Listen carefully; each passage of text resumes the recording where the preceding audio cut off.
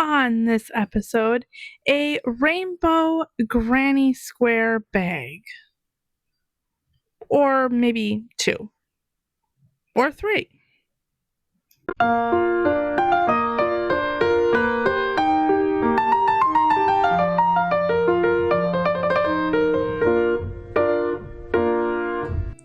Hello and welcome to or back to Miss Craftlot's lair. Saying it is June, I am going to be making a rainbow granny square tote bag.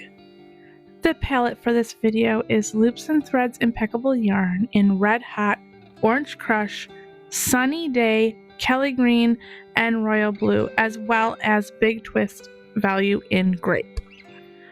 For this project, I am making the classic granny square. So I am going to start off with a magic ring and chain 3. I am going to then make 2 double crochets, and these 3 stitches, then the chain 3 and the 2 double crochets, make up the first granny cluster. I am going to make 2 chains and then make another granny cluster. This is going to be repeated 3 times. So I have a total of 4 granny square clusters as well as 4 chain 2 spaces.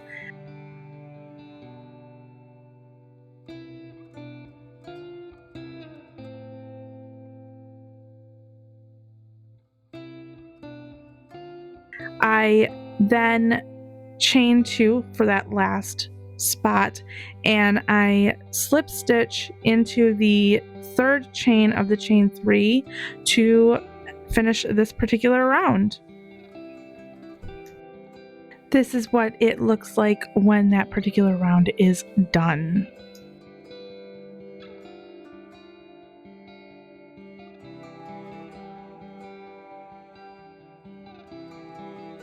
For round 2, I am just slip stitching quick across the top of that first granny cluster. In each of the chain 2 spaces, it is going to get a granny cluster, a chain 2, and then another granny cluster. Each corner is separated by a chain 1 space.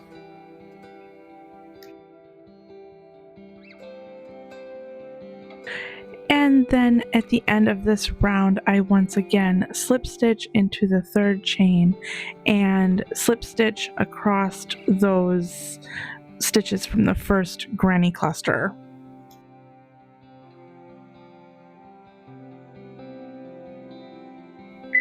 Here is round 2 all done.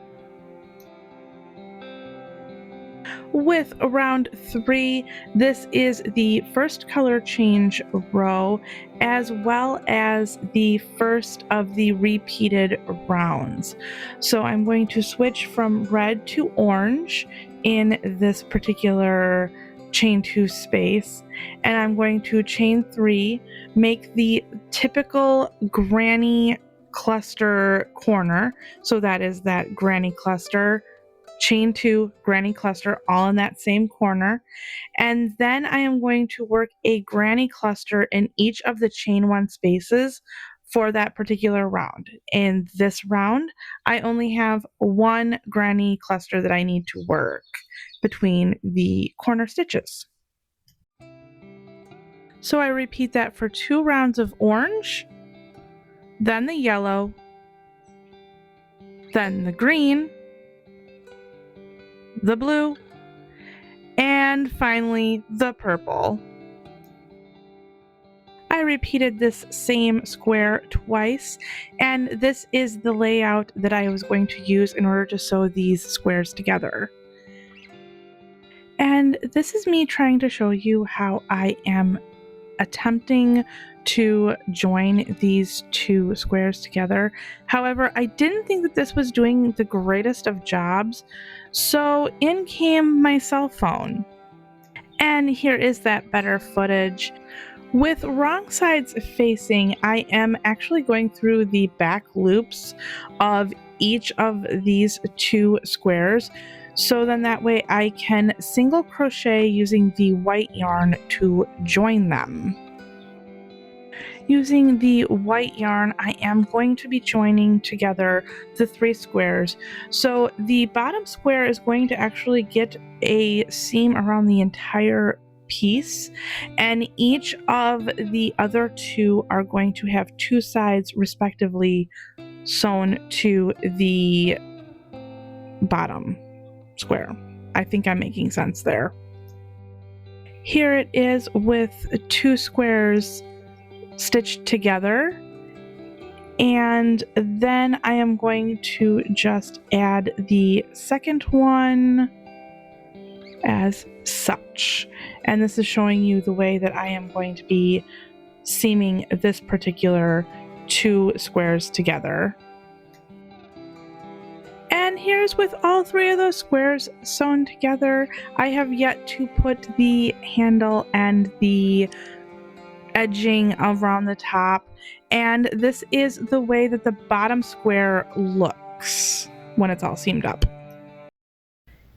So we have another stormy, gross day. My hair, since I got it cut, wants to be a bit on the wild side. So I have it somewhat contained here. Anyway, besides that, let's get back to the bags. So I have decided that I wanted to try to line the bags. So I ended up getting some cotton from Walmart. I do want to prep this real quick, pre-shrink it just in case, because I know that with the acrylic yarn that I have, the acrylic yarn is going to stretch out inevitably, and if we should happen to need to wash these bags, I think it would be a good idea to line it in a pre-shrunk fabric, because with the outside stretching and the inside shrinking, that's not going to be good for a good bag. So yes, life did happen. So instead of having 1 bag to line, I do have 3. So I have the initial larger bag. That bag I made, the first bag I made was with an H hook. With an H hook. And it is big. Anyway, so I have decided that so I decided, saying that life happened and I just did not feel the oomph to tackle anything big and brain consuming, brain width consuming. I decided that I was going to take that time to make another bag using the F hook. So I made a smaller bag, as well as I did find 2 panels that I had made last year, and I decided to finish those onto a bag as well. So I will show you those real fast here. So this is the first bag that I made, and as you can tell by my hand size, it is absolutely humongous. And it would be a really nice large project bag or shopping bag if lined. And so I decided that this one was the one that I made. This one is the one that I made with the H hook. And here is the size comparison with the one that I made with the F size hook. And as you can tell, it is quite smaller, and I'm assuming that if you used a G hook, it's going to be kind of in between there. And then to show you the other bag that I have made up, these were, as you can tell, a different purple. These were made, I think, with a G hook, and this one is actually just 2 panels sewn together instead of the 3 that the other 2 are.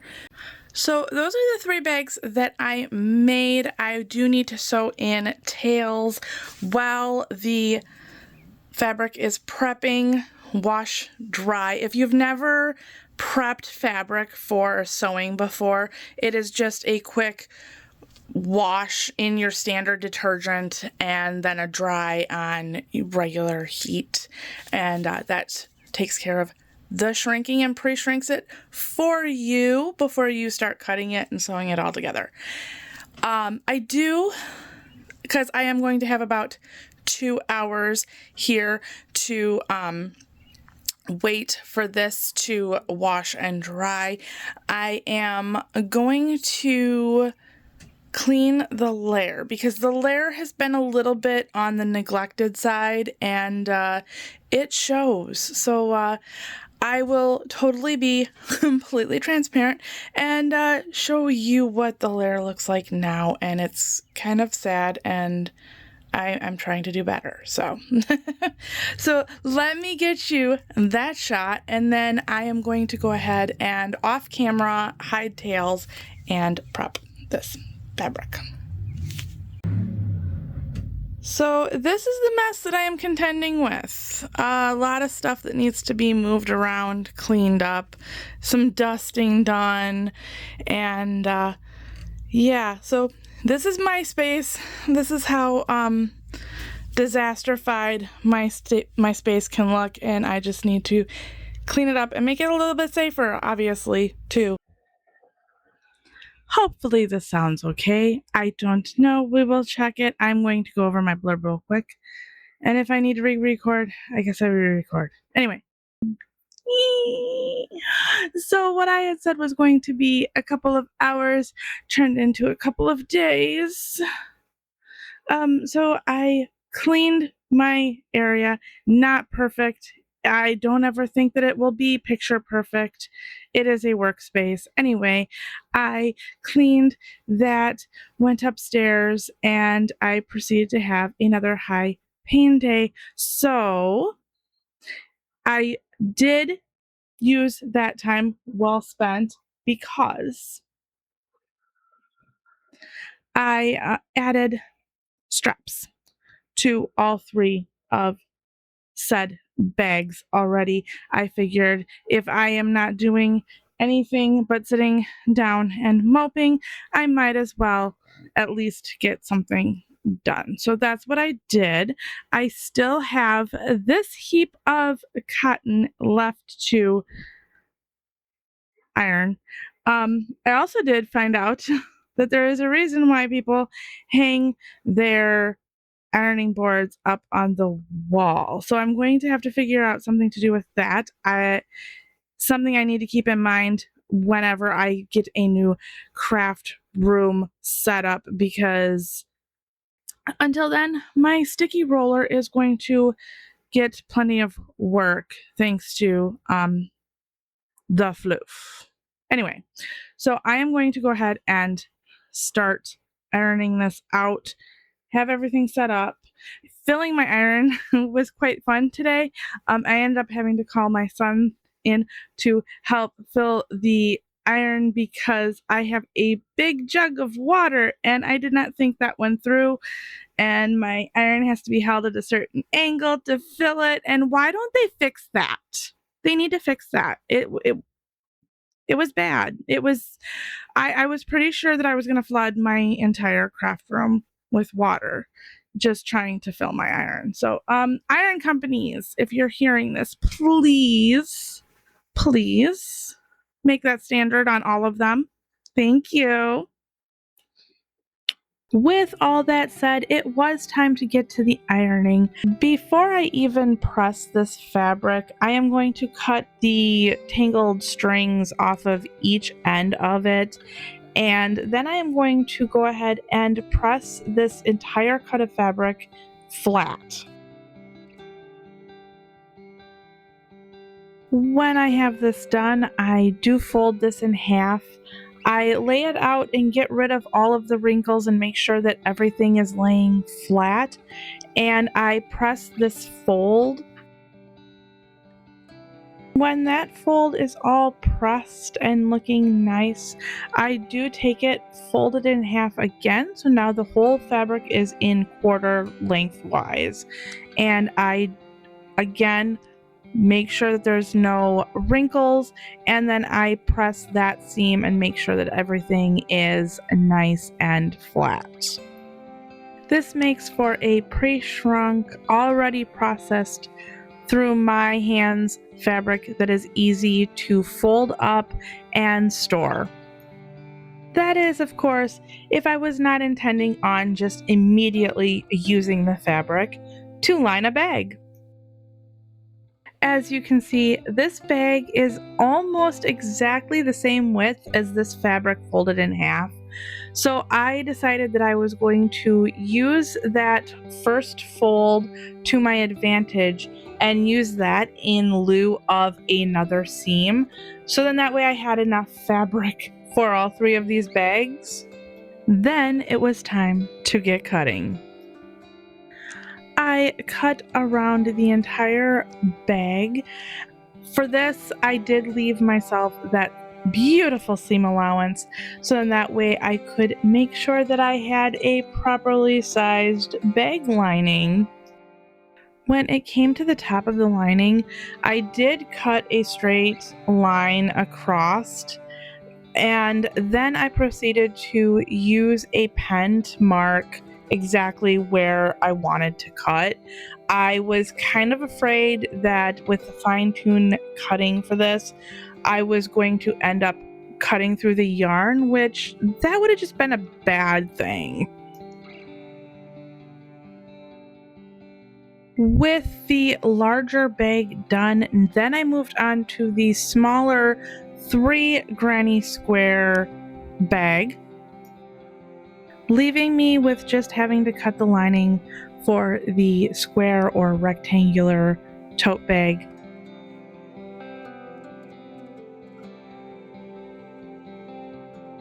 To the sewing machine. I did end up cutting all 3 of the bags using the fold as one of the seams.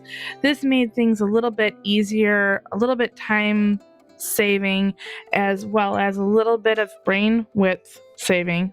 For these 3 seams that I am seaming, I decided that I didn't want to risk any sort of fraying or strings coming out of the bag.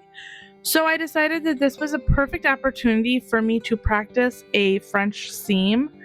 I'm not exactly sure if I did this correctly. However, I was satisfied with how these looked for these bags. It was also at this point my intentions were hand seaming the top of the lining to the top of the bags. Okay, so this is a little bit of a do as I say, not as I do. This definitely for the bigger, like 3 granny square bags, probably should have had a seam. Probably would have been better the way that I had already, that I saw this morning on a Facebook reel. However, I had already seamed them up and did other stuff, so I couldn't do that. So that's going to be another video. Anyway, so this is a very much a do as I say, not as I do, because I am going to sew around this because I was trying to hand sew the seam for the top part of the bags, and I stabbed myself a few times and I was over it. So I am going to seam the top part of these so then I can just hand sew these into the bags. So have already done this one. It was kind of haphazard, it is the chaos crew. So I gonna sew up the other 2 and get to hand sewing these. Yeah. With another quick session at the sewing machine and then some hand sewing, I managed to get these 3 bags completed.